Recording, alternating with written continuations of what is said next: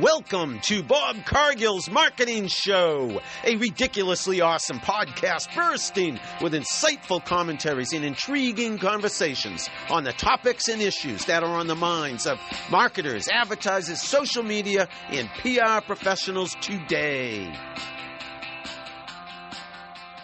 Hey everybody, this is Bob Cargill from Bob Cargill's Marketing Show. How are you out there? We're 4 months or so into this pandemic. Difficult days, tough times, and just want you to know at the top of the show, I'm thinking of you, wishing you well. I am coming to you from my home office in Sudbury, Massachusetts, Friday, July 24, 2020. This year is flying by. I wish it would fly by a little quicker and we can put this pandemic behind us so we can get back to business and life as usual. But right now it's life as unusual, and we are all making the most of it. So again, thinking of you, wishing you well, and thanking you for listening to me on Bob Cargill's Marketing Show and or watching me and my guests via Zoom, via YouTube, however you are tuning in, watching, listening. Thank you for being part of my audience. And my guest, let me introduce her to you. Our guest, my guest, your guest today, Sally Hild from the Wayside Inn Foundation in Sudbury, Massachusetts, my hometown where I live. I grew up in Franklin, Massachusetts, full disclosure, but I've been living in Sudbury for many years now with my wife and kids, and we love the Wayside Inn, great restaurant. Sally works with the Wayside Inn Foundation. We're going to learn all about the Wayside Inn Foundation. We're going to talk about history. We're going to talk about great food, the Yankee pot roast, my favorite meal there. But absolutely, this is a marketing show. We're going to talk about marketing and social media and how Sally and her team are using marketing and social media, and especially during this pandemic, to get the word out about the Wayside Inn. Sally, let me say welcome and thank you. And right at the top of the show, open-ended question, you're on. Tell my audience, our audience today, all about yourself and your background.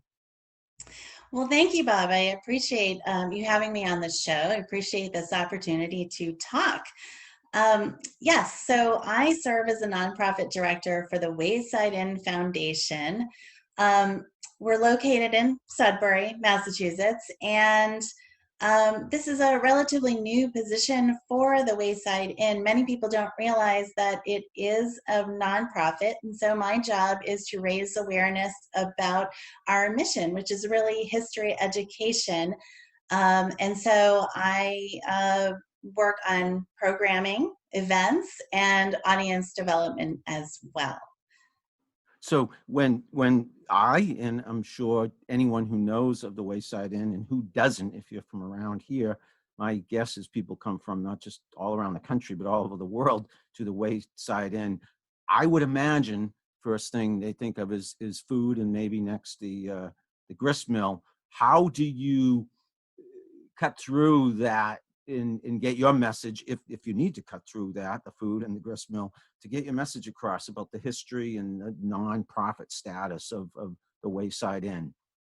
Right. Well, I will say that Longfellow's Wayside Inn really is the main event here on the property. It's been here since 1716, when Ezekiel Howe first applied for an innkeeper's license. And so we have a wonderful restaurant, and we also have guest rooms as well. So people come to stay and take advantage of being here in New England and seeing our property and all that it has to offer, from the walking trails to the grounds to everything else. And so by having events at the property, that's really where we open things up so that people can tour our buildings when we're not in the midst of a pandemic, but also do things and fun things, because there's everything from, like I said, the walking trails, but we have waterways. So we're finding that people are using it in different ways than ever before for fishing and fun and just to get a break now from being indoors. You know, personally, and I was sharing this with you before I hit record, that I've been over there recently walking the grounds.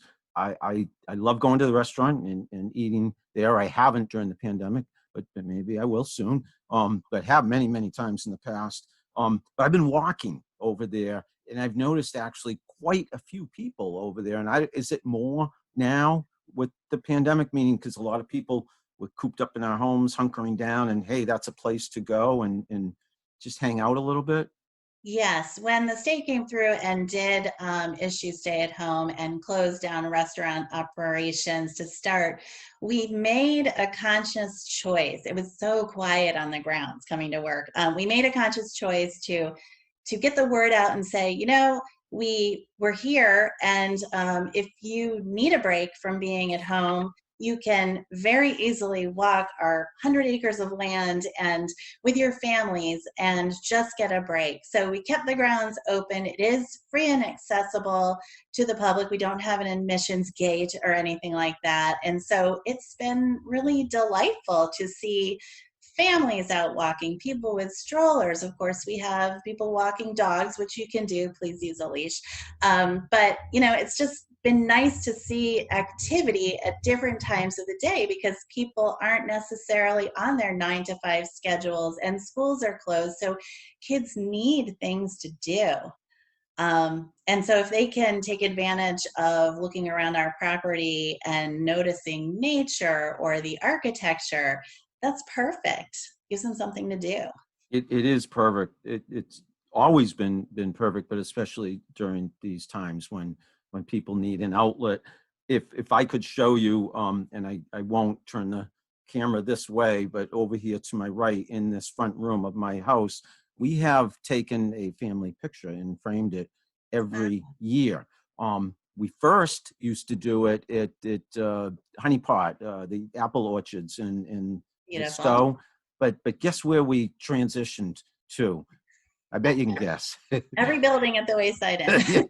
In front of the grist mill, with the wheel. I don't know how to describe it, but it's historic. And geez, I think the last 10 years or so, we've done our yearly annual family picture there. How many people do that? Come there, but the family pictures, wedding pictures, high school, college pictures. Do you keep count? Oh, we can't possibly keep count because people come at all hours of the day to do that, to take advantage of the lighting and the colors and the seasons. My favorite is the fall, but winter is beautiful too. That red wheel that cuts right through the light. It's gorgeous. So we're happy that people can do that. That's usually competition to get in front of that wheel and get your picture taken. You sometimes have to wait in line.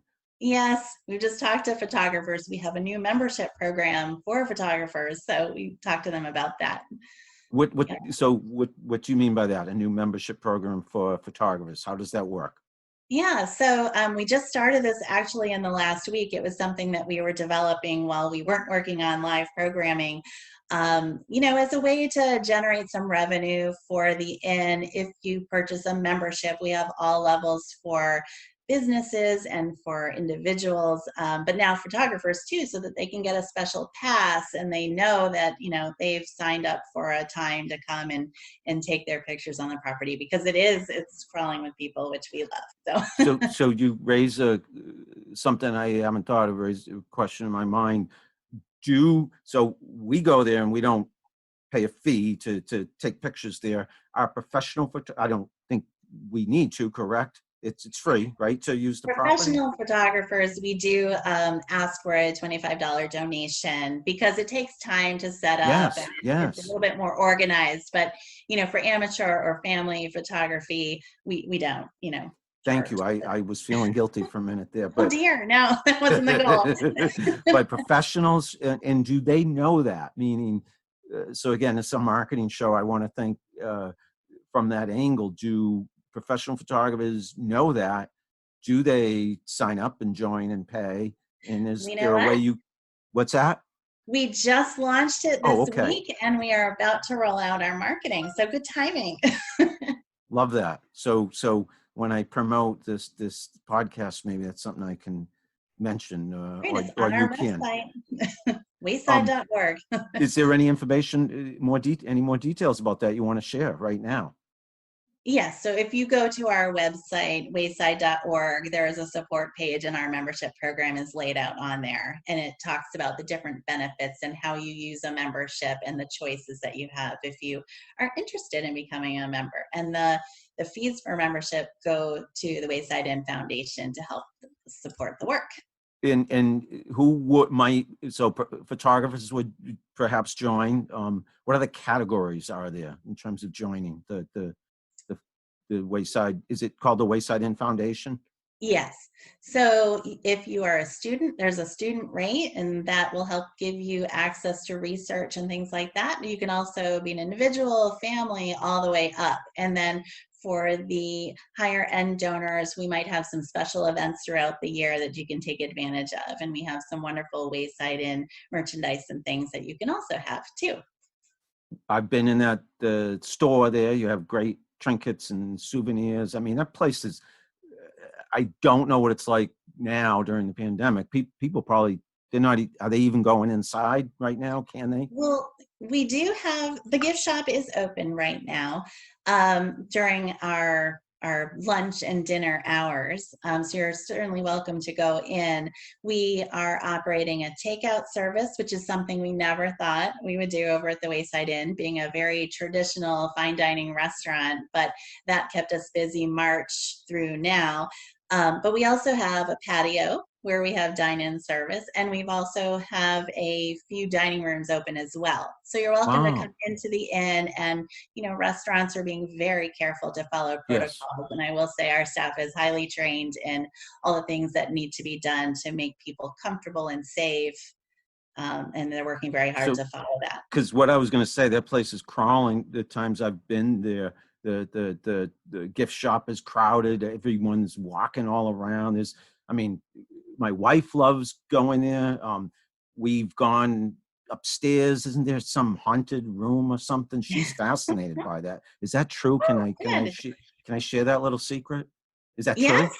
So, well, the myth is that the room is haunted, but the room that everybody talks about being the historic room that people want to get reservations with is the former room of Jerusha Howe. And Jerusha was the daughter in the long line of the Howe family that operated the inn since the early days. And so as time has gone on, we do have that room available as a guest room, and also her sitting parlor as well. That's another room that you might be able to get overnight reservations in. But people hear things, they see things sometimes, and it's become part of our lore. Yeah, it sure has. I'm telling you, it's the first thing my wife always mentions when we talk about the Wayside Inn.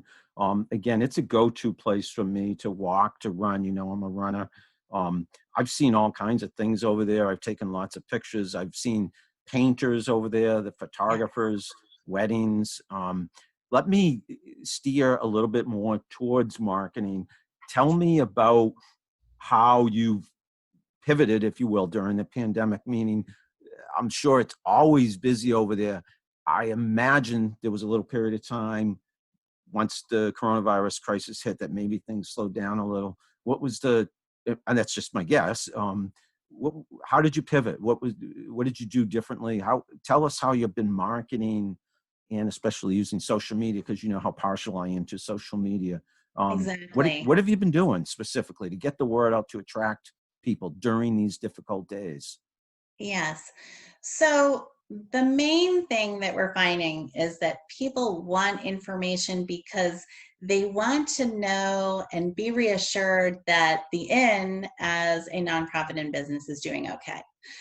So we tend to use our website, email blasts, and social media channels, Facebook, Twitter, and Instagram, to get our message out. And each is sort of tailored a little differently. So we use Facebook heavily because it's so versatile to talk about a variety of things, everything from menus to, show photographs. People really love those because it's comforting to see the inn, especially if you don't live in the area and you aren't driving by and you're here in your home, to see the sights is helpful.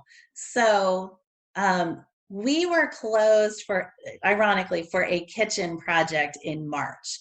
So it already was rather quiet at that point because we couldn't have dining. And we were also working on a film project. A private film was using the site to shoot. So we did double duty then. And then the pandemic hit. And that's when I felt like the grounds were quiet. Nobody was stirring. But we have a very creative team with our innkeeper, Steve Pickford.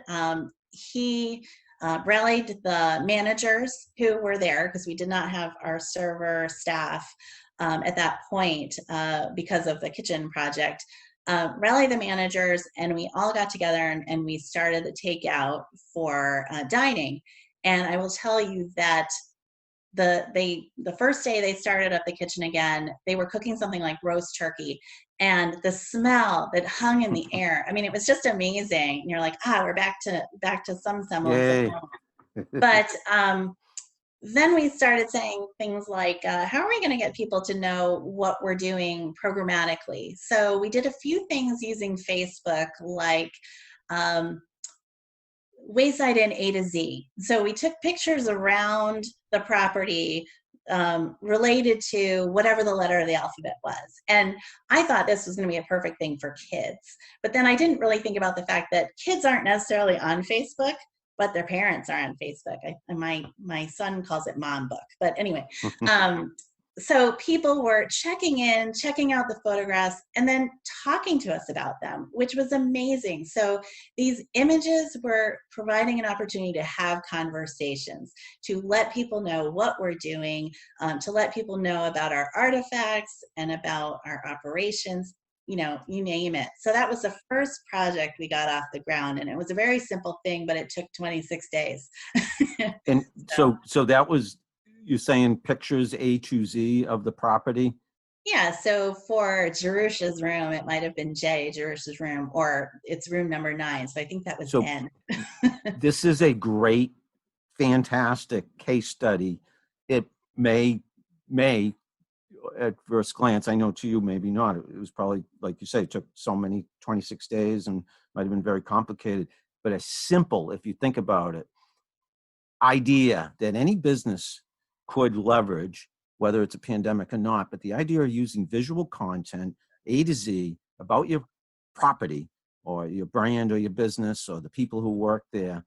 Visual content, pictures, it could be video. I'm making this up. I didn't see all of this, but people want to see the businesses, the brands, in your case, a great restaurant, a great historic property, because then they feel close to it.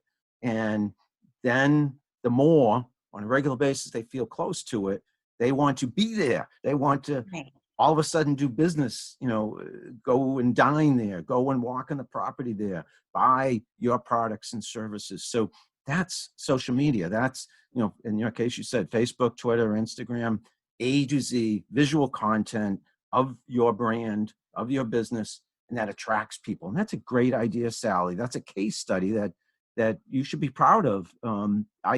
Did it bring people? Did you say it engaged people on social media, correct? Yeah, so as we were running it, we thought, oh, well, why don't we make it a contest? And the letters did not go in order A to Z. They were sort of all over the place as I found images, or, if I was in a certain room and I thought, oh, well, this might look nice. So at the end, we said the first 4 people who collect all of these, so they had to go back through our Facebook page, which meant they had to read all of our content again to find the letters. The first 4 people who submitted the list in order got a little gift. So that was fun too. And 4 people immediately, right when I posted the contest, had, replied. So that was kind of fun to see that. So, fantastic idea. I applaud you. I did see a visual where a bunch of you had different signs. I can't remember what the word said, but it was your team, including yourself, right? Can you tell us about that and what the idea was there, the strategy, and how that did for you? Was it just one image I saw? It was sort of a collage. And I will say it wasn't my unique idea. I did see somebody else doing this, but it was a way for the staff to get together because staff usually works behind the scenes. But it was a way for people to see, some of the staff that they interact with when they come to dine and say, oh, there's, Tara, and Tara's doing well. So we had a message and it was simple, something about, see you soon or something, but it had 9, I forget what the Yes. thing is, but it was just Signs a with the way words to, on them. yeah, and it was sort of team building too, so that the staff could get together, each have their picture taken, and then it came together in a collage in order. So, we had members of the maintenance team, the members of the chef team, and members of the service staff, there together. So, and the innkeeper. I'm telling you, that's another few pages in a textbook. And reason I say that, it reinforces to me, I always say to clients and anybody I'm talking to about social media, it's the social and social media, and it's the corporate culture social media can surprisingly create or reinforce, meaning you and your team were involved in that quote team building, exercise, but it's a win-win because brought you guys together. It was fun, I hope. Yeah. And in that sense, it also showed those on the other end, your audience, that you are close knit, that you are together. The words on the pictures reinforce the messages, so people don't just see people, they see people with written messages, and they were welcoming messages. So it's a win-win. They see you all being close together. You feel good being close together, and it builds community, and community leads to business. So I applaud you 110%, Sally. Well, that's basically the message that the inn always, with our hospitality background, we always want to embrace the community and make sure everyone's having a good time or is comfortable and safe. So that has been the biggest challenge, not having the people on the premises during this time. So the more we, yeah. Sorry, did I go ahead? Were No, you? that's fine. Yeah. So something else I noticed, and this wasn't even me being curious from a business sense, although there's always a little bit of me that thinks business and marketing and notices great ideas, but I'm a music lover, and I go online, especially during this pandemic, a lot to listen to music. And you all had maybe still have something on, it was Saturday nights, Bluegrass Live. I loved that. I'm a music fan. I'm not necessarily a bluegrass fan, but it was so unique, bringing people right into the inn and being entertained. And you also, from a marketing standpoint, business standpoint, people should know about this. You had a tip jar, a way that people could tip the musician. Can you explain that to everybody, how that works? Yes. So the fun part about this story is that the musician that we had performing, and this was just sort of at random when the musician had time, his name is Paul Kafalis, and he plays old time music. And besides being an accomplished musician, and he plays a number of instruments, guitar, and the mandolin. He's also our part-time night watchman. And so this is a way for staff to give of their gifts back. I do have a program committee and full of trustees, and the other trustee, Katina Fontes, and I did approach Paul, and we asked him, would you be interested in doing a Facebook Live concert by yourself, which is not easy as a musician to play by yourself, without an audience, in the old bar, whenever you have time. And so he did it almost every other weekend on a Saturday evening later, toward the end of the day when things were winding down at the inn. So we just announced it and people could sign on. It was Facebook Live. And for other nonprofits, this is a very cost-effective, in fact, I think it's free. It's very easy for people to sign up for Facebook Live, and there's action. And the beauty of it too was that, maybe some weekends other things were actually starting to happen around town. So we didn't have as big of an audience as the other, but they were recorded so that these Yes. can be watched at any time. So if Yes. somebody wants to watch an earlier concert of Paul's, then there you go. But it was just a nice thing because he's so great with playing. Anyway, we just want people to know that our staff has a lot of hidden talents that other people wouldn't know about. So there are dozens, I'm sure, maybe hundreds of ideas you've put into play regarding marketing and social media to attract and engage your customers. These are just things I've noticed. And again, as sure, I'm a fan of the Wayside Inn. It's local, great place. Yankee pot roast is my favorite meal. It really is. I've been there with my parents. One of the most memorable meals. Seriously, dinners out we've had. Such a Yeah, it was with my parents. My wife and I had a lunch I'll never forget early on in our marriage there. I've been in that bar you're talking about where Paul plays. yeah. But again, I'm trying to make these stories resonate, and I'm sure they just naturally do with a larger audience, people who might not even have ever been there. Can't believe no one has ever been there, but it's possible. The Facebook Live is a brilliant idea because, like you said, it's free to do. It pops up in people's feeds. So if they like your business, they're fans, they're going to see it, be notified. They can watch, tune in. They can engage with you. It's entertaining. It's free on both ends. You had the brilliant idea of the virtual tip jar, so people can tip Paul, the musician, who's fantastic. I liked he was being just like the fans who are watching, meaning he's just playing along, talking. He was having a beer, I think, Yeah. like I was on the as I was watching. So it's very comfortable. And again, from a business standpoint, you get comfortable with the brand, the restaurant, the people behind the scenes. You're gonna eventually, it's like you're gonna make a beeline to that place.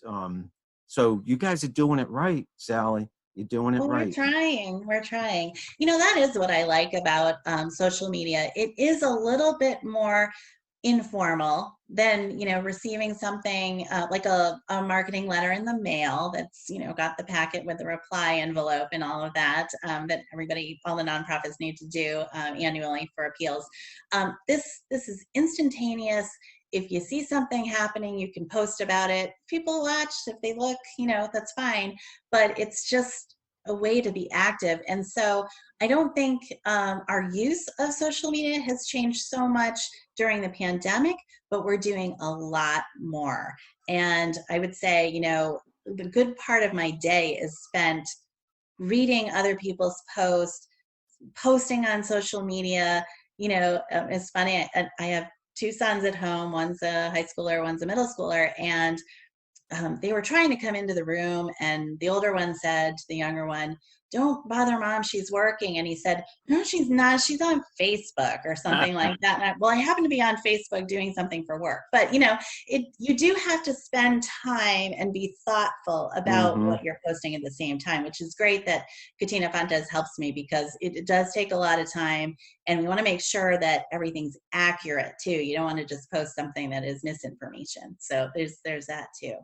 Social media is much harder than people who don't do it realize. And like you said, there's this misconception or perception of social media being, fun and games. And sure, it can be, but those fun and games are a lot of work behind the scenes, because you got to be accurate, you got to be timely, and time is money. And if you're doing it as a business person, it can be very serious business, even though it's fun at the same time.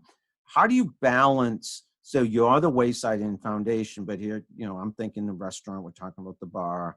How do you balance the messages you're putting out? How do you separate the inn, the food, versus the fact that you're nonprofit? What is your messaging there? Your value proposition, et cetera?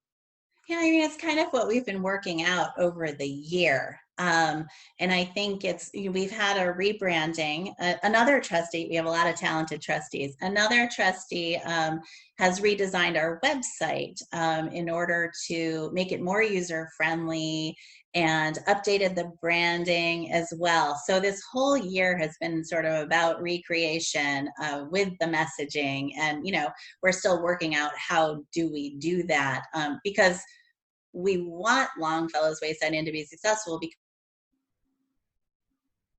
revenue produced by the restaurant actually helps us maintain the entire property and operations.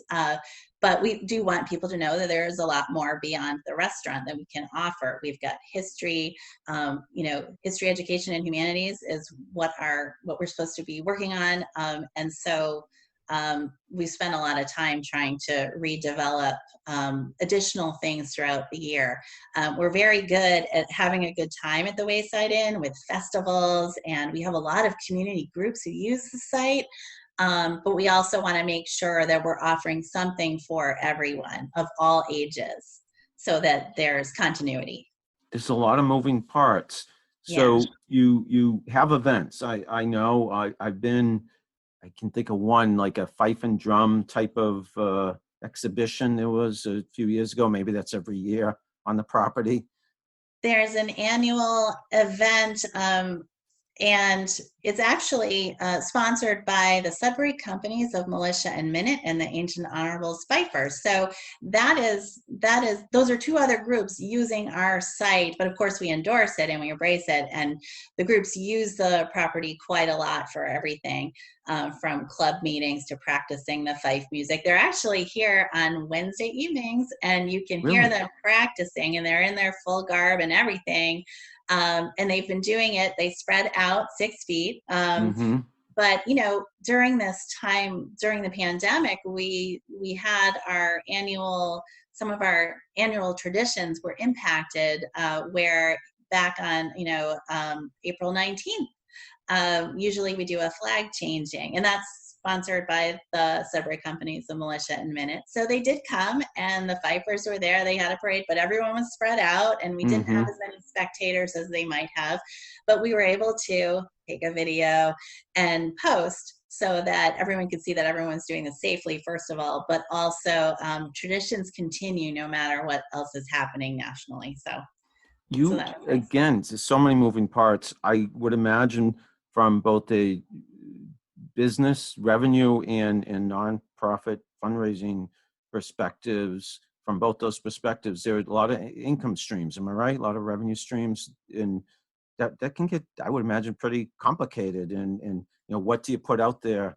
How do you balance? Again, I'm almost asking the same question again, but there must be some kind of plan, and how do you prioritize what to do you have free reign? Is there do you know what I mean, in terms of your content calendar, and how do you know what to promote when?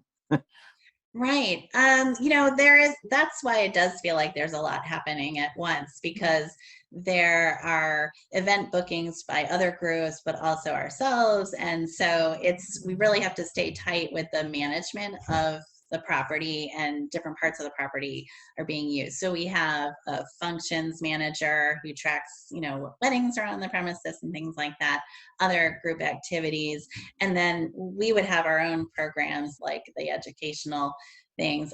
Like, for example, we're having an author's dinner coming up, but instead of an in-person, we're going to do that online.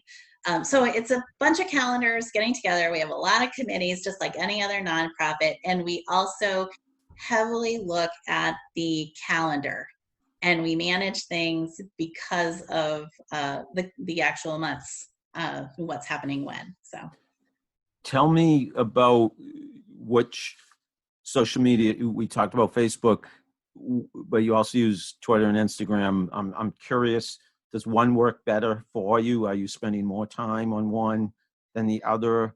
What is the difference between those channels for you? Yeah, I would say that Facebook is sort of the anything goes site, because you can put a lot of words on it. You're not restricted in that way.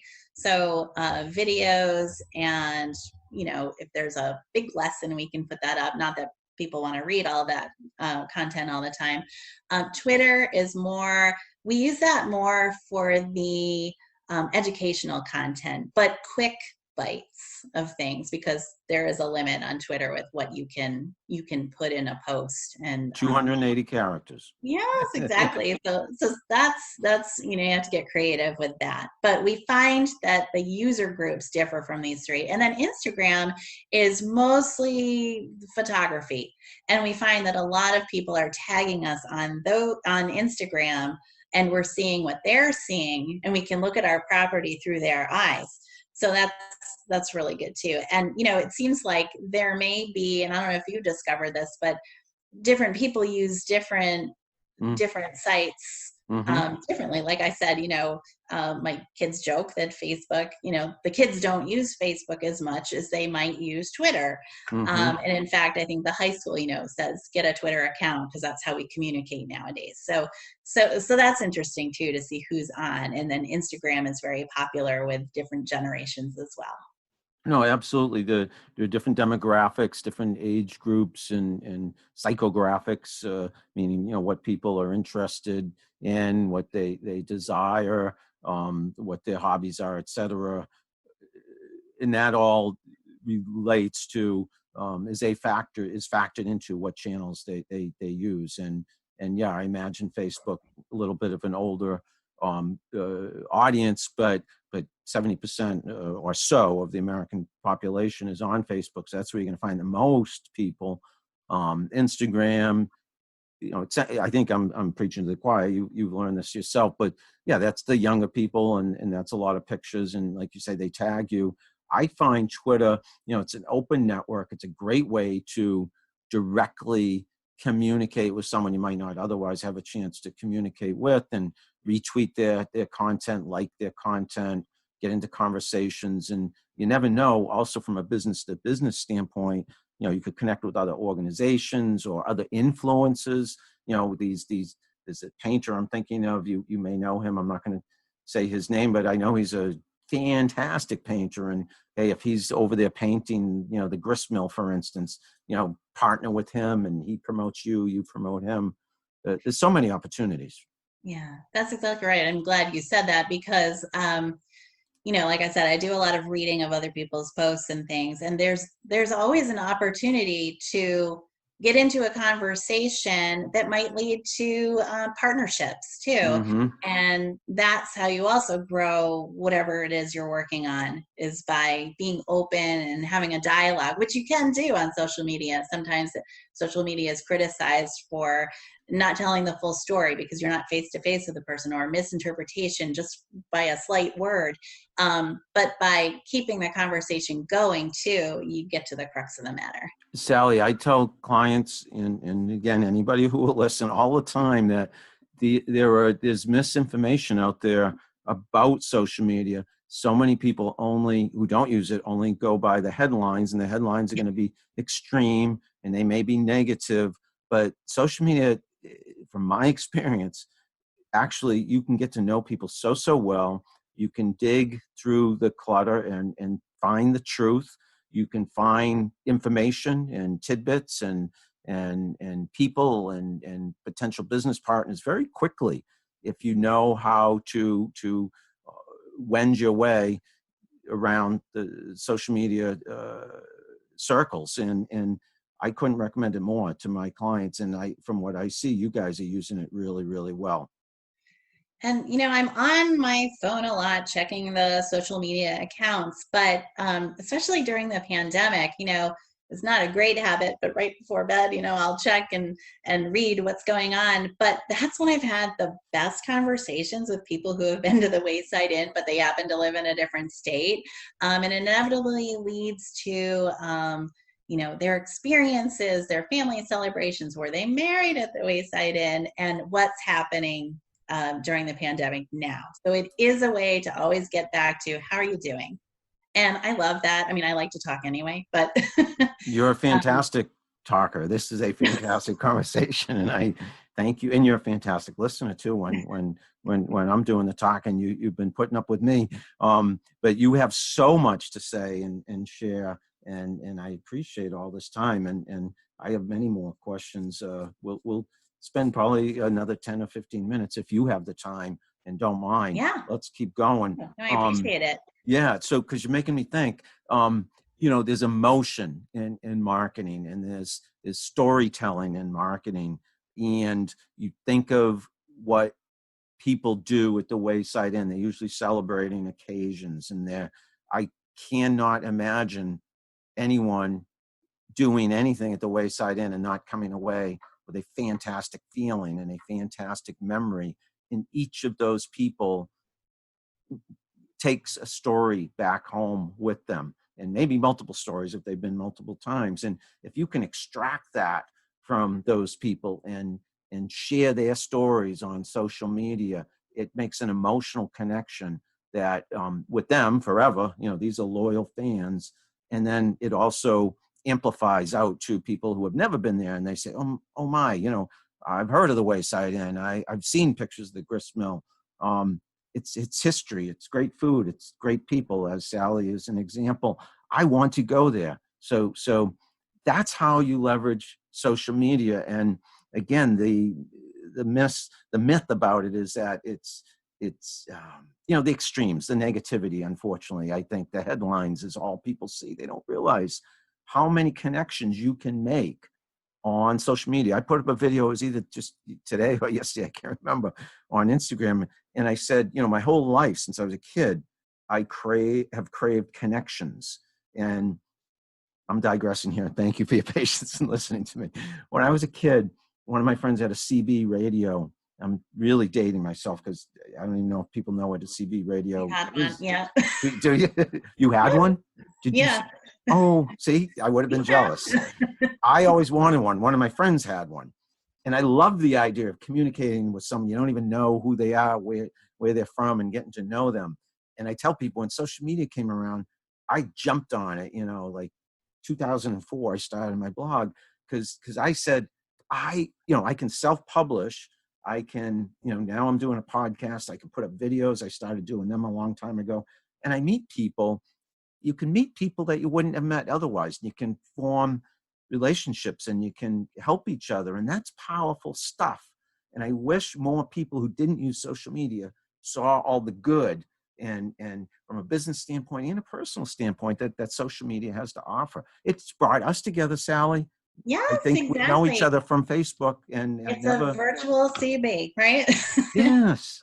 Isn't that amazing? I mean, I think you and I agreed we might have said hello once at a restaurant in town, but mostly it's Facebook, and we connect, and now we're doing this, and who knows what's next. Exactly. And a little while ago we were talking about how your roots in direct mail.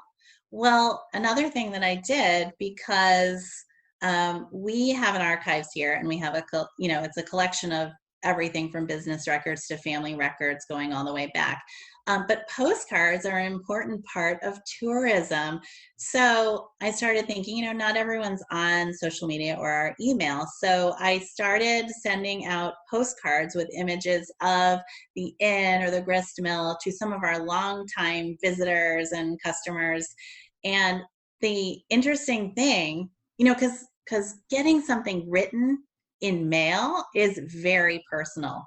But the interesting thing was people were calling me back to talk about the postcard and to thank me for sending a postcard, which was so nice. I mean, on an actual telephone, they'd call me, and then we could continue the conversation and find out how everyone was doing. So it was just such a simple, low-cost thing, and other nonprofits can do this too. But it made a big difference to people to open their mailbox and see something from the Wayside Inn with a picture reminding them of their happy times. No, you point out, yes, we talked offline before I hit record about direct mail, and I've done a ton of it over the years. That was my first 20 years of my career, is mostly mail, writing letters and the handwritten note. What you're saying, especially more than ever today, stands out, the personal touch. And like you say, can you imagine they called me on the phone, anything, the fact that I love social media and preach about it and proselytize and evangelize, whatever the right word is, regarding social media, does not mean I don't believe strongly in person, number one. The more personal, the better. It's just that social media does allow you to reach more people probably pretty easily, but don't ever overlook, handwritten notes and phone calls and in-person events. And you're reinforcing that, those postcards, that's, I find that very interesting. Yeah, they even tracked me down at home to call me to thank me. So, I mean, I was really, having a good time. So You are an incredible asset to the Wayside Inn Foundation. You stand out. You represent them, represent them very, very well. And to you and your team, I applaud. Tell me anything else maybe I haven't asked with regard to the marketing and social media and PR efforts regarding the Wayside Inn Foundation, the inn itself, the gristmill, the Martha Mary Chapel. We haven't mentioned that. I know there's 9 different buildings on the property, 100 acres. What haven't we covered? We could probably talk for hours and still not cover everything. But what do you want to emphasize that I haven't asked about? You know, aside from the experiences that people have here, the inn is also a community resource too.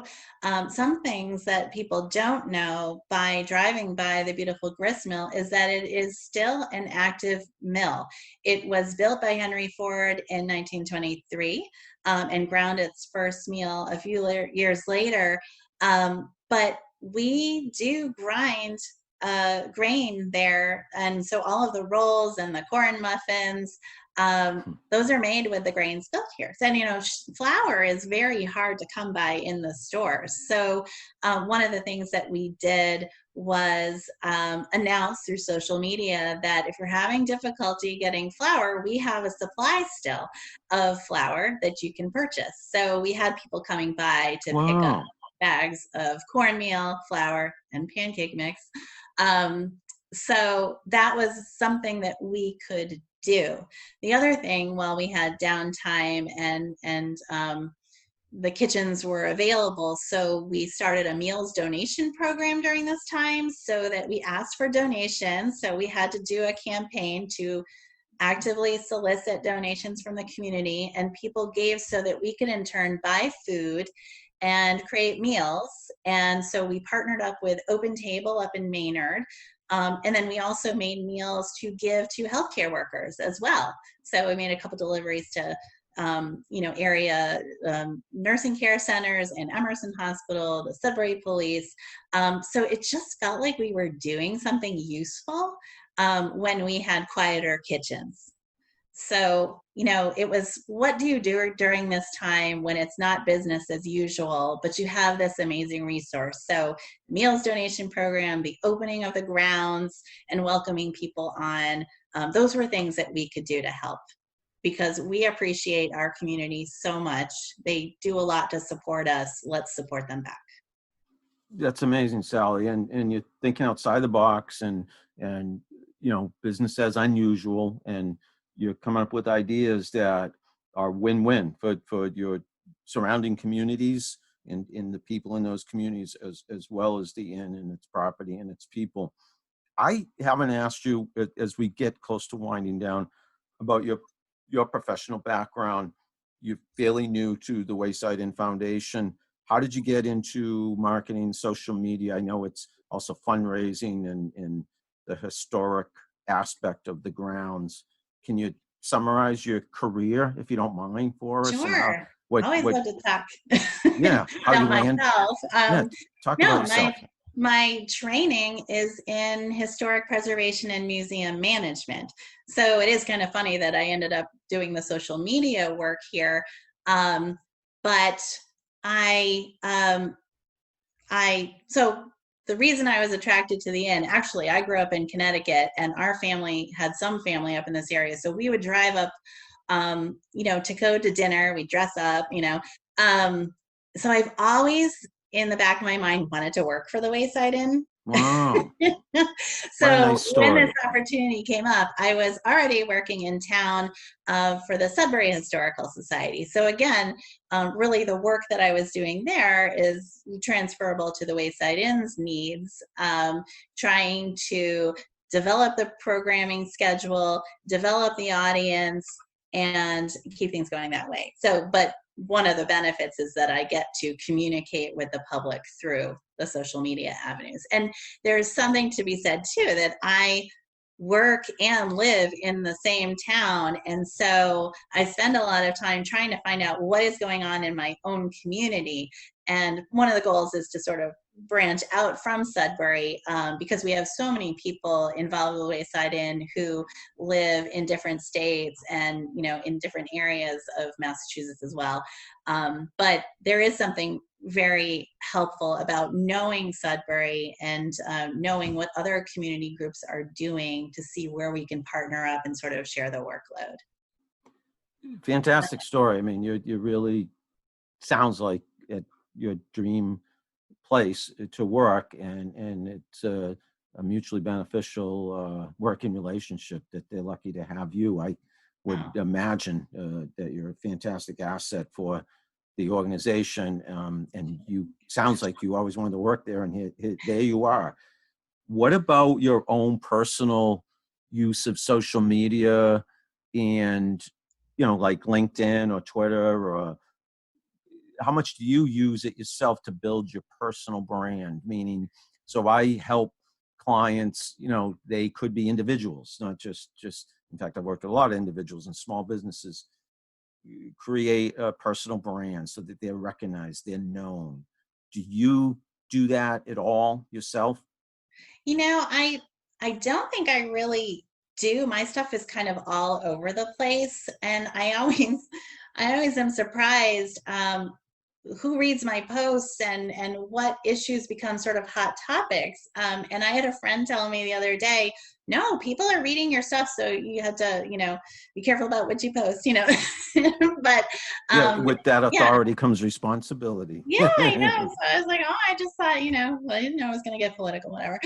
So anyway, that's been interesting. I never really thought about it from that perspective because I spend so much time trying to work on the inn that, you know, I didn't even contemplate that I should be monitoring my own site better. So it's really good advice. You have a voice, you have a brand, and this is what I tell a lot of individuals, especially if you're representing an iconic brand, actually, the Wayside Inn. So the better you do, the more known you will become. Therefore, your voice reverberates and is amplified farther than you realize, and that's a powerful thing. And you know, I always tell people social media can change the world, and for good. You know, we know, we see the headlines, you know, the current political situation, the pandemic, the political situation in our country. I'm talking about, you know, it's a lot of unrest, a lot of turbulence, a lot of negativity. And I tell people, you know, if you can learn social media yourself and offset the negativity with positivity, you know, the world would be a better place. So it sounds like you are in a position to do that, Sally. I'll be more cognizant of it now, you know. No, and that means, listen, I put occasionally, I used to stay away from politics, and, you know, because I didn't want the discussion and certainly not the debate. But I have said to myself, and I am at the point where I'm saying it to others, like I say, with the authority should come some responsibility, and that means looking out for the greater good. And there should be nothing wrong with speaking your mind if it's well-intentioned and meant to help. And exactly. You know, in this country right now, we need, I mean, it almost, you know, I get emotional thinking about it. We need positive leadership. Doesn't matter what party we're talking about. I'm just talking about bringing people together in a positive way, one way or another. That's what this country needs more than anything ever. Exactly. Yeah, you're so right. So let's partner up, Sally, and make that happen. You and I can do that, and we can be the spark. I hope, you know, this conversation is the spark for some of our friends and local following to join us in that crusade to make things more positive and help one another. That's my feeling. I try to spread that message wherever I go. Yes, definitely. Sally, you have been ridiculously awesome as a guest, and I really appreciate your time. I reached out to you on fairly short notice, asked you to be my guest, and hey, I'm a fan of the Wayside Inn, and you really stood out on Facebook to me. So to take that as a testimonial, of someone who would be a fantastic guest and would have a lot to talk about, and you sure do. In winding down, I want to give you the opportunity to tell people how they can contact the Wayside Inn, how they can contact you, any special events you want to plug. I have a second screen over here, and there's a special event on August 29 that you may see me at the Beer Garden event. Woohoo, That yes, looks fun. it's an annual event. Tell people about that and anything else you want. This is your chance to plug anything about the Wayside Inn or yourself, please. Yeah, so with programming, obviously we have to do things a little bit differently from our usual setup. With gathering being such as it is, that particular event, the Beer Garden, we will have a limited number of tickets sold, so you better get them now. They're taking reservations. But that's just an opportunity to get people together, and it's a lot of fun, and you can learn about beer, and you can take advantage of being out. It's going to be an earlier in the day event to avoid bugs and things like that. But it's an opportunity to come to the Wayside Inn. The other thing that we typically, we would like to have lectures and things like that for our educational programming on August 11th. We are actually switching up the traditional authors talk and discussion. We have a gentleman named Nick Basbanes who has written a new biography of Henry Wadsworth Longfellow. And because gathering is not possible at that point, we are doing a virtual talk. So he will be on Zoom, but we've also we've paired it with a dinner that you can actually, it's Longfellow inspired. So you can actually pick up the dinner and bring it home and eat at home while you're watching Brilliant. the Zoom talk. What a great idea. That's a way to get around that, because normally we'd have a dinner. But our big thing that we have coming up, because it was a difficult spring fundraising wise, we are going to be having a virtual auction starting next Friday, the 31st in the morning. The auction site will go live, and that is to raise money for our gristmill. We have a number of projects, everything from shoring up the footbridges to some water wheel preservation. And we also want to create a multimedia interpretive kiosk so that we can teach people more about the mill when it is not open. And that's a bigger project. But I will say the community has been extremely supportive, creative, and generous with what they've offered. They took into consideration the social distancing issues. So we have a lot of classes that will be offered, everything from bread making to cake decorating. And we have, socially distanced wine tasting.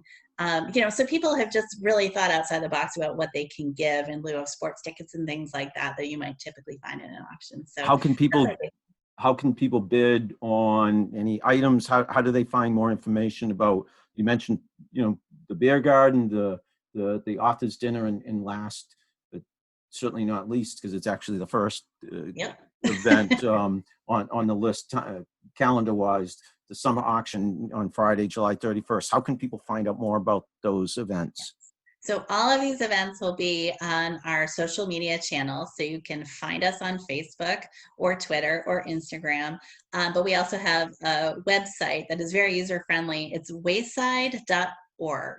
And so under the events, we have the auction listed, Longfellow, and the Beer Garden, and anything else that we're going to be producing for the fall as well. So stay tuned and see what might fit your schedules and might be of interest. And you can always reach out to me at twif@wayside.com. .org. Yes, say that again. It's the Wayside Inn Foundation, so twif@wayside.org. twif@wayside.org is Sally's email address at the Wayside Inn Foundation. The three big events she just talked about, I'm looking at on my monitor over here. Friday, July 31st, summer auction. Tuesday, August 11th, Cross of Snow author's dinner. And Saturday, August 29th, where you might see me, Sally, is the Good. beer garden. That sounds so fun. Great. But let's support the Wayside Inn Foundation, and I don't think I have to even say, go get dinner or lunch at the Wayside Inn, because I think anybody who's listening and watching, if they've been there, they know how fantastic it is, and I'm sure they are going back and again and again and again. And anyone who hasn't been there is just saying to themselves, I got to get there. I got to get there. So I don't have to plug the experience of dining there. And you can dine there now. There's a little bit of seating inside, as you said, Yes. seating outside. What's that? The patio too? The patio too, takeout. and you can take out. So wayside.org is the website. Sally Hild is who I've had the pleasure of talking to for I think we're around an hour now, Sally. Great conversation.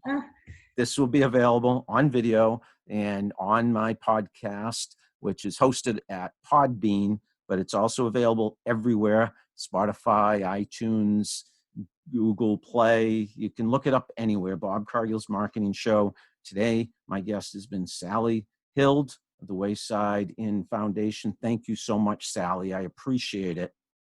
Well, thank you for the opportunity. It's been great to talk with you and to learn from your ideas. So I appreciate it very much. I hope this is just the first of many conversations we'll have in the future.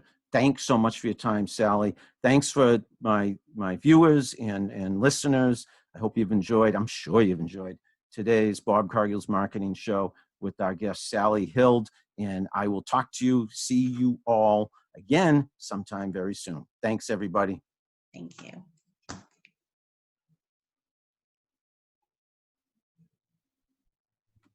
Good.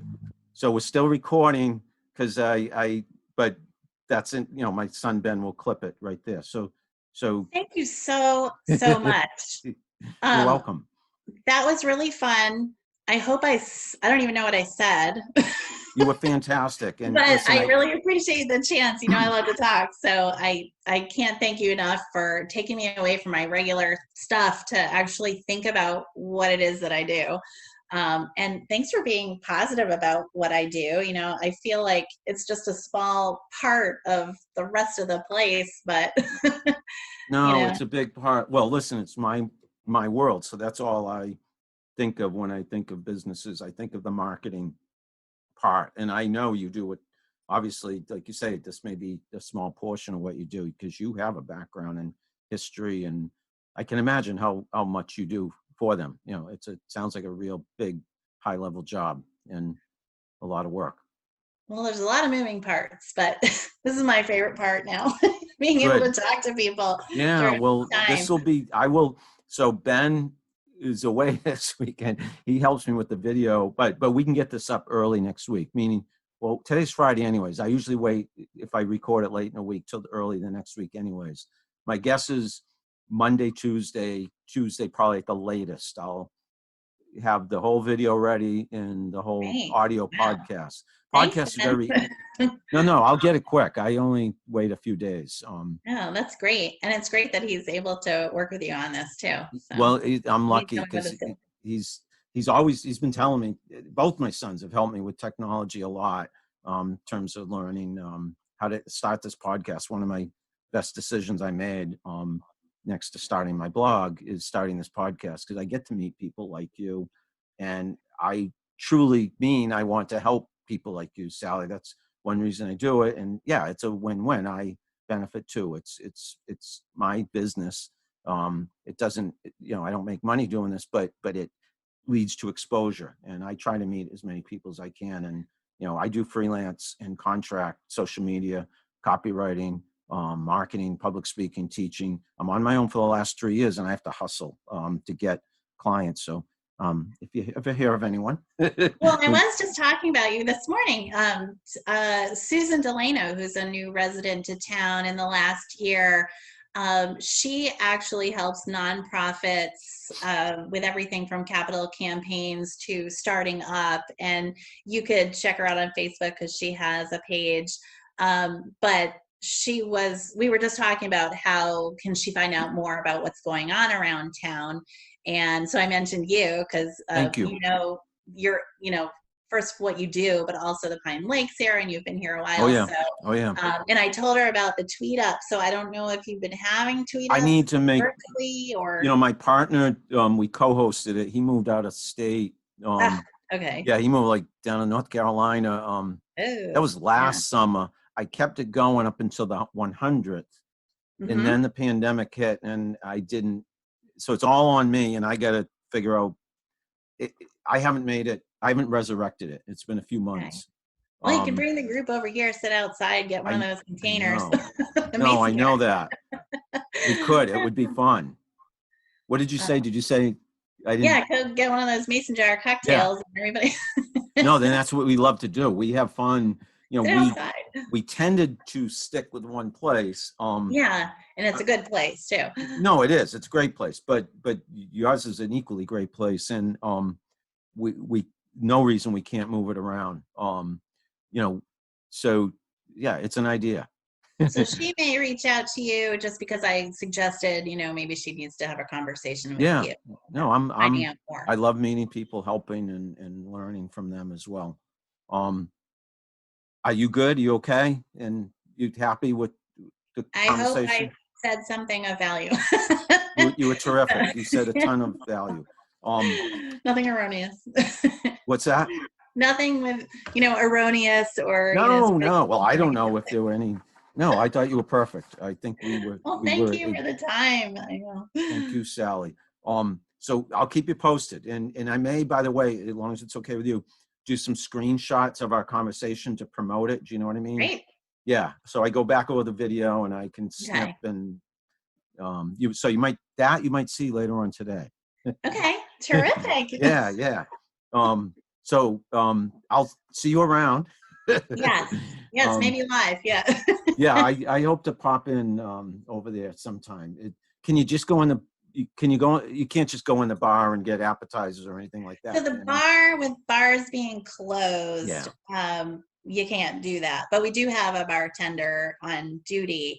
But your best bet is to just get a table, get a reservation for a table, and you can order the takeout, right? You can take out and takeout. Yeah. And the menu's on wayside.org. Yeah. Or, the patio is there. And, there are about 8 tables out there under big umbrellas, but you could scoochie the table away if you and Barbara don't want to sit so close. Yep. But everything's been measured, with an inch of its life. So, yeah. And then there's 2 dining rooms open as well. Okay. Very cool. Yeah. All right, Sally. Great conversation. I thank you so much. I appreciate it. So have a good rest of your weekend. And thank you. Have a great day. Have a great weekend. You'll see this up early next week. Terrific. Thanks so much. Appreciate it. Bye, Sally. Thank you. Bye.